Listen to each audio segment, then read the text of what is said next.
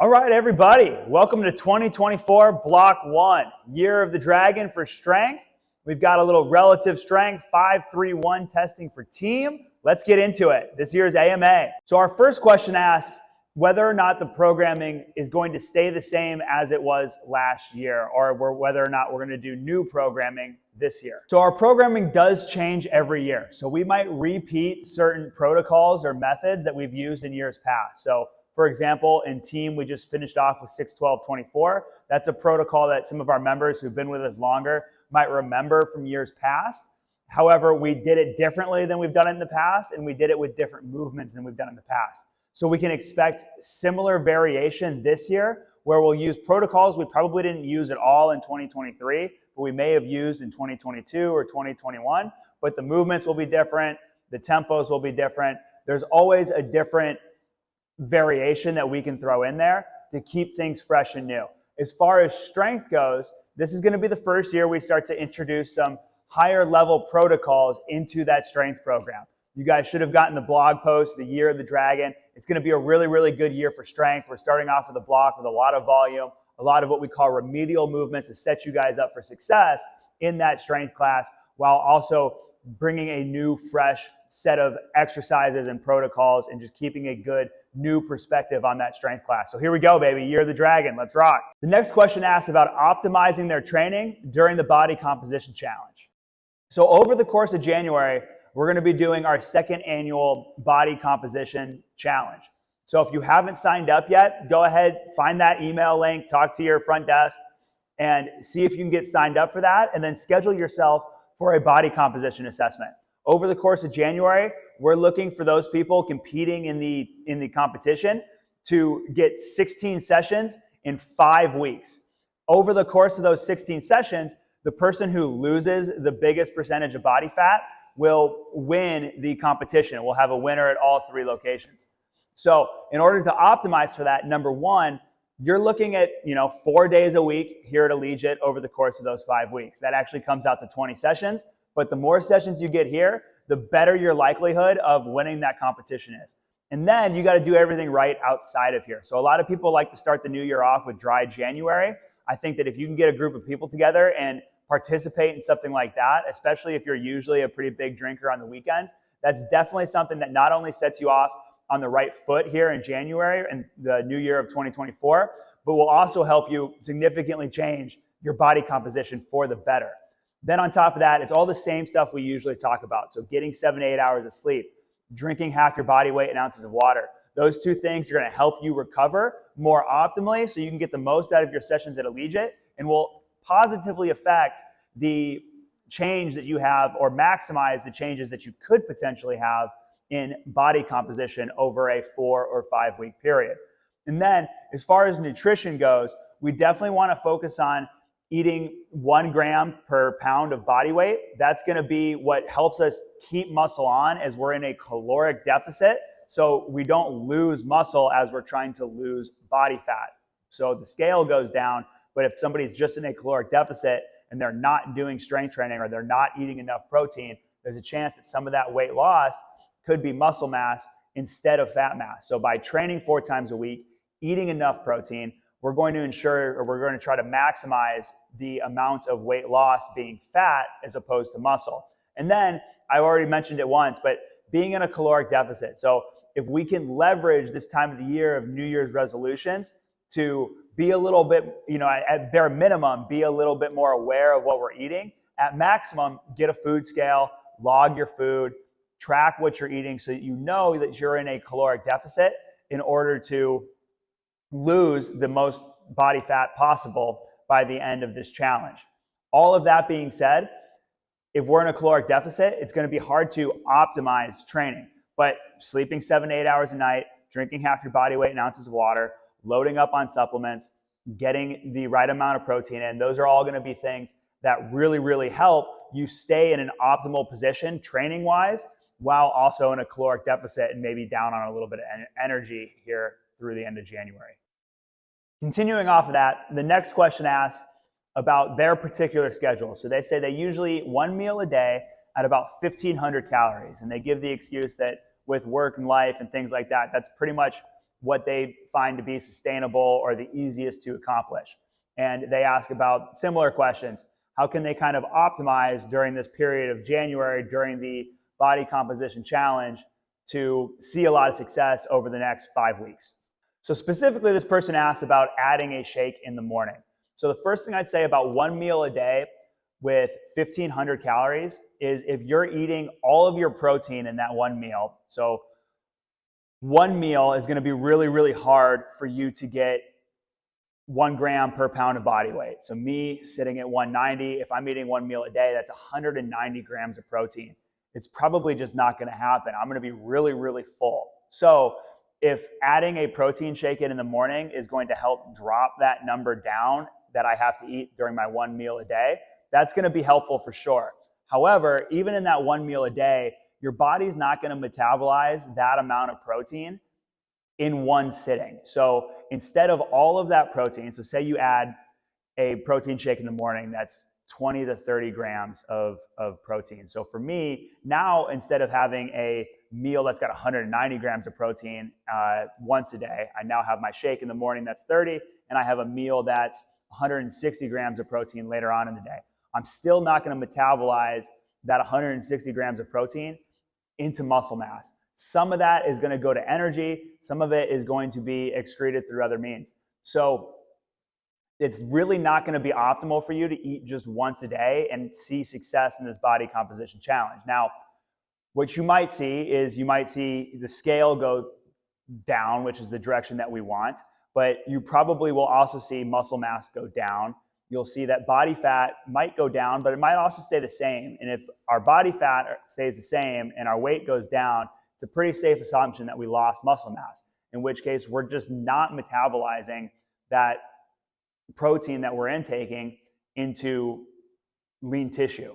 And ideally, we split that up and we try not to eat more than like 60, 65, maybe even 55 grams of protein in one sitting, because like I said, that protein is going to go to other sources.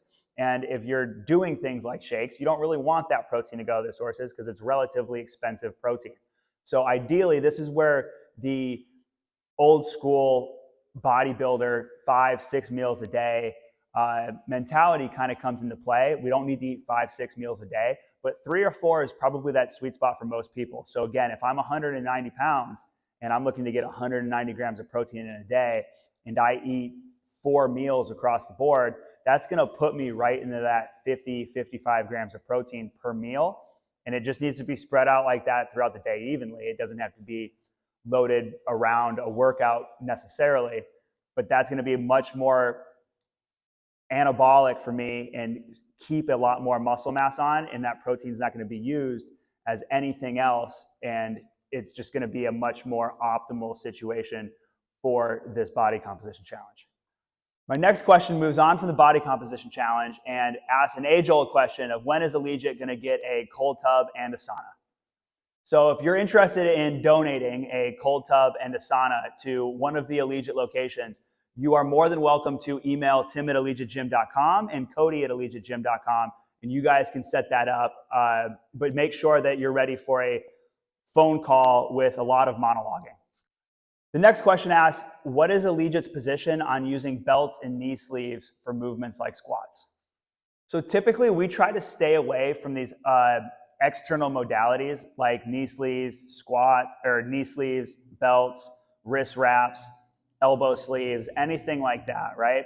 And the reason being that if we feel like we need to have an external cue like a belt in order to create intra-abdominal pressure to sustain the load that we're using in a squatting pattern, it's probably just too much weight for us to train with in the long run, right? We're not competing in powerlifting. There is no meet at the end of the year that we're trying to prepare for where you see a lot of these being used, in which case we're just looking to train 50 weeks out of the year, 3 to 4 times a week, super consistently for the rest of our lives. Most of our members have the goal of looking good, feeling good, and playing good. We want to be able to keep up with our kids. We want to be able to go ski and snowboard season. We want to be able to go on hikes, play pickleball, whatever. And by no means is squatting a ton of weight going to help us achieve what we want to achieve for most of our members. And a belt certainly isn't going to help us get there either. So it's kind of our stance that if you feel like you need those things to move the amount of weight that you want to move, you're probably using too heavy a loads for where you're at right now as a person who strength trains. Now, you might get there, but we probably need to look at more about how you're breathing through a squatting pattern. So big breath in at the top, really trying to squeeze through the torso like you're going to get punched in the stomach, and holding in that intra-abdominal pressure, because that's really all a belt is doing. Is if you think about when we put like a mini band around your knees in a corrective exercise, it's just giving you feedback to push out against. That's really all that belt is there to do. It's not supporting you in any way. If it's really tight and you feel like you're getting support out of it, it's actually probably too tight. So it's really just there. It should be relatively somewhere between snug and loose.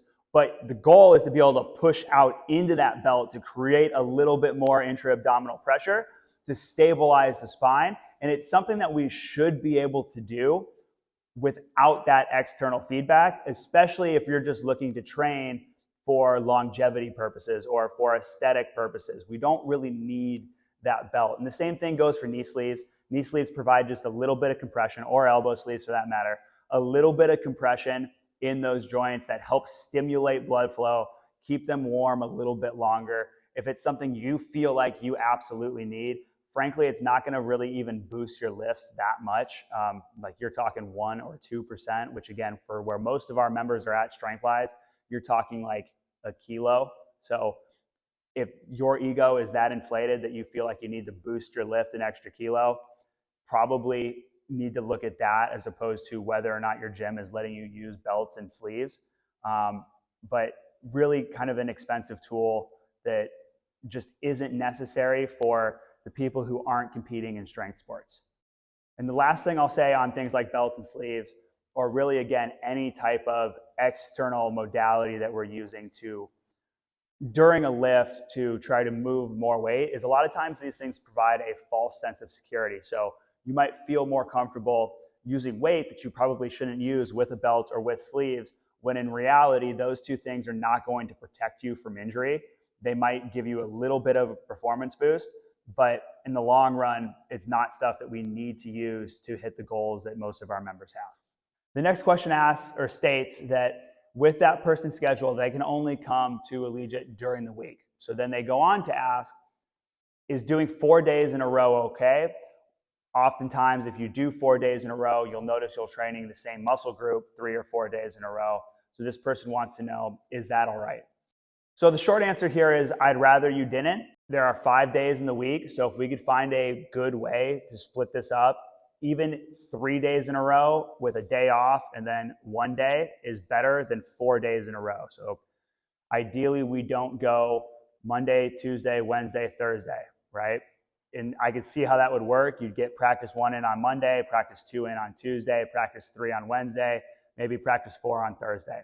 I could see how that might seem like a good idea or might work, but for the reasons that this person mentioned in their question, you're just not really doing a good job of giving the particular tissues that we're training, and everything's pretty much total body. So we are kind of training everything all the time anyway. You're not giving the tissue adequate time to adapt and respond before that next stressor. So if you are going to stick with this plan of going 4 days a week, your behavior outside of the gym is going to have to be really locked in. 7 hours of sleep might not be enough. We might be talking more 8 to 9. You better be getting all of your protein in, spread out across 3 or 4 meals during the day. You better be drinking all of the water that you should be drinking. You probably can't be having a lot of processed foods or sugary snacks, that type of thing. If you're following some crazy diet, like a keto diet, that's probably not going to work well for you in this circumstance. So even by adding that 1 extra rest day in, which the way I would split it up is maybe on Monday you do practice 1, Tuesday you do practice 4, Wednesday would be practice 3, you take Thursday off, and then Friday you do practice 2. That would probably be better, even with that 1 day off on Thursday in the 3 days in a row. It's still not optimal. I think really probably the best way to structure your week would be something like a Monday, Wednesday, Friday, Saturday, or a Sunday, Monday, Wednesday, Friday. It can work with Tuesday, Thursday, Saturday, Sunday as well, where you get your practices 1, 2, and 3 in first, and then that back-to-back day you finish with a practice 4 is probably the most optimal way from a recovery standpoint to set it up. Now, if you are somebody who you don't have kids, you have a really consistent sleep schedule, you track what you eat, you're really on top of your recovery outside of the gym, that might work okay for you for a little while. And you'll probably have to listen to your body too. If you get to a week 4 and you're feeling really beat up, if you're coming out of that block 13 of 2023 and 6-12-24, and you're like, man, mentally, I just don't know if I have 24 reps on a back squat in me today. Maybe you go to strength that week and you still get your 4 days in a row. You can still do practice 4, but you treat it as more as a reload or a deload week. Pay attention to your jumps, pay attention to your dynamo, any type of readiness scores, your wellness scores and bridge, if you're going those 4 days in a row. And with the holidays around this time, definitely been having more people squeezing workouts in between travel and family and things like that. So I hear you where you're coming from, but it's definitely not optimal. And if you can work in even one rest day, that'd be better. The next question is a nutrition question, and it's asking about where to get high quality sources of protein, like a fish market or a butcher shop that is good quality protein, but also relatively inexpensive. And this person cites maybe a Whole Foods or somewhere else being a little bit higher of a price point, and is asking for recommendations on where to get this type of stuff so that they can avoid what might be perceived as lower quality meats at a Ralph's or a Vons or somewhere like that. So it's true, definitely going to be more expensive to get higher quality meats, or higher quality proteins. I'm probably not the best person to ask about this from a budget standpoint. There are some things like caffeine that I'm just not willing to give up in my life that means I probably can't afford to shop at a Whole Foods or somewhere like that. So my best advice to you would, don't let optimal be the enemy of good in a situation like this. If it's between eating, 75% of your body weight in high quality grams of protein versus 100% of your body weight in grams of a lower quality protein, I'd go with the 100% of your body weight. I'd go with more protein. So I like going to Costco. Costco usually does have some grass-fed organic options, and you get a large quantity of it and you freeze it. That might degrade the protein a little bit, but at the end of the day, it's probably going to be okay. Again, don't let optimal stand in the way of being good. Now, there are local shops that, like, I know down here in the South Bay, we have a Hermosa butcher shop that I think is really good. I know that there's farmers markets all around LA that will have these high quality sources of protein. We've used Buy Ranch Direct quite a bit down here in the South Bay, and I know that they pop up in the Torrance Farmers Market. I know that they pop up, I think, in the Culver City Farmers Market as well. And they're really, really good. You can taste the difference in the protein, but it's definitely not cheap.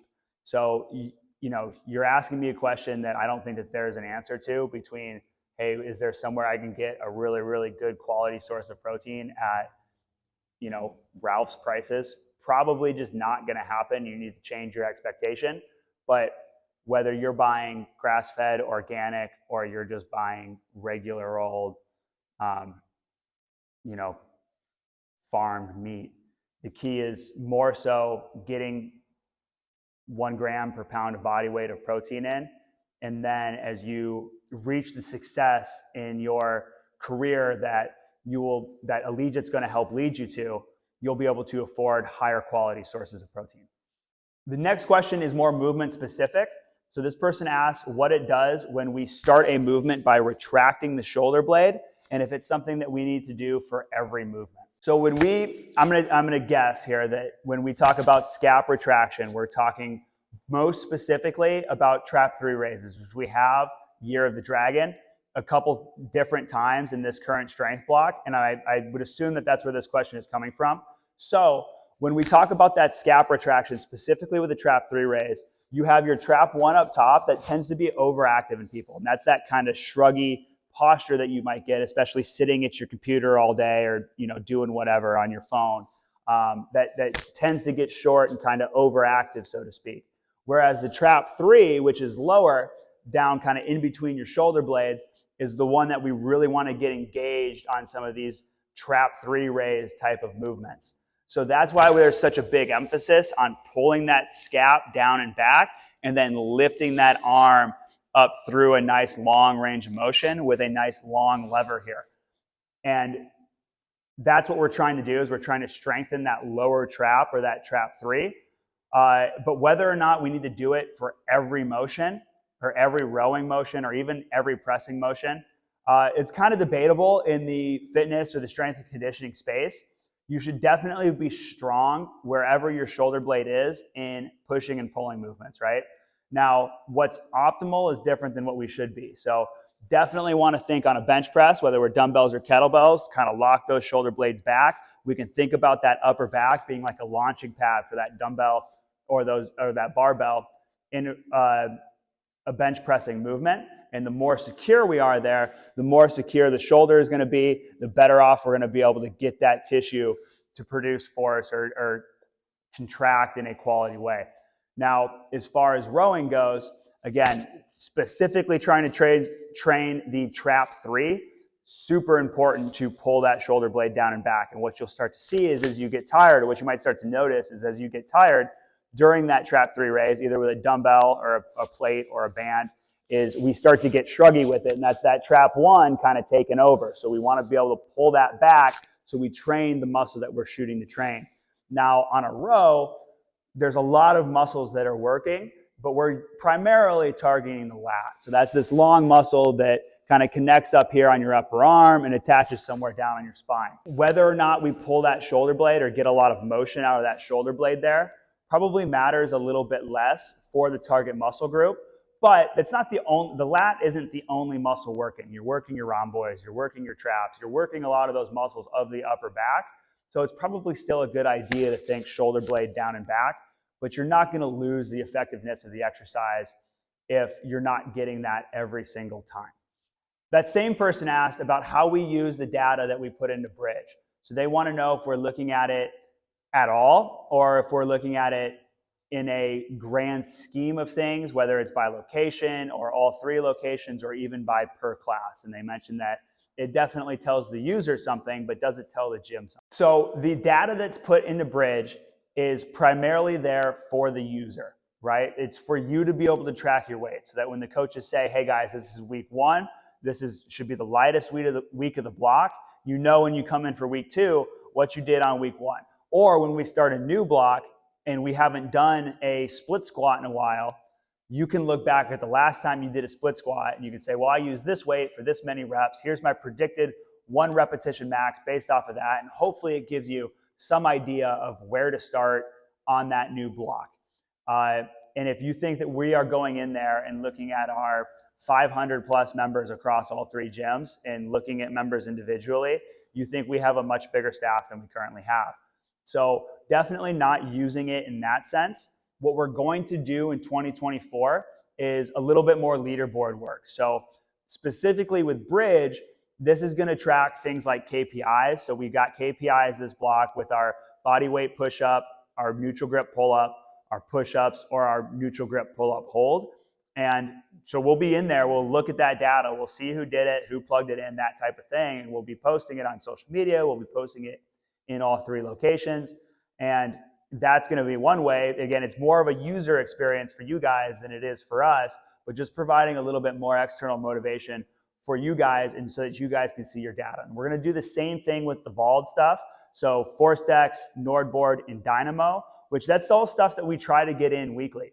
So you guys should be seeing the output of that or seeing your data on that a whole lot more. And that data specifically, we do look at much more. Again, it's more of a group sense, right? So when we jump in the team program, when we do any type of jumping or power development or loosely termed plyometrics, we do see things like jump height and RSI go up on the ForceDex. When we do a bunch of Nordics in our team program, we see Nordboard scores go up. So there's definitely a relation there that we can track and we like to see. Generally speaking, somebody in the strength programs, Nordic output, their force that they're putting through their posterior chain on that exercise goes up the longer they train with us. And once they hit a certain point, it's probably a pretty decent indicator that they should think about going into that team class. So that's definitely things that we look at. Grip strength can be a great indicator of wellness or fatigue. So if you start to see your grip scores, your grip output plummet on week 3 or week 4 of a block, specifically on your dominant hand, that's probably a good indicator that you need to look at either going from team into that strength class or taking a little bit more rest, focusing a little bit more outside of the gym on your recovery. So that's all stuff that, we're going to try to do a better job of putting it out there for you to see. But outside of looking at things like attendance, which is something that we'll track a lot of times through either Mind Body or Bridge, and looking at volume and loads and things like that from a big macro kind of group perspective, we're not necessarily looking at going into specific classes or specific people's data and looking at that, but it is there for you, and it's one of your perks as a member. So take ownership of that, because most gyms don't even track any of that information for you. Before we wrap it up here, a couple of notes. Big shout out to Stuart Klein, who won our Lift Miss Challenge. So everybody who completed their Lift Miss Challenge was entered into a raffle, and Stuart won the Hypervolt for the Lift Miss Challenge. So everybody else who completed it, your name is listed up on the monitor when you walk into your Allegiate location. Make sure you pick up your Lift Miss Challenge coin sticker, throw that thing on your water bottle, walk around, drink water with that proudly. All right, thanks to everybody who submitted their questions. It was another great AMA. Let's have a great Block 1 of 2024, Year of the Dragon. We'll see you guys for Block 2.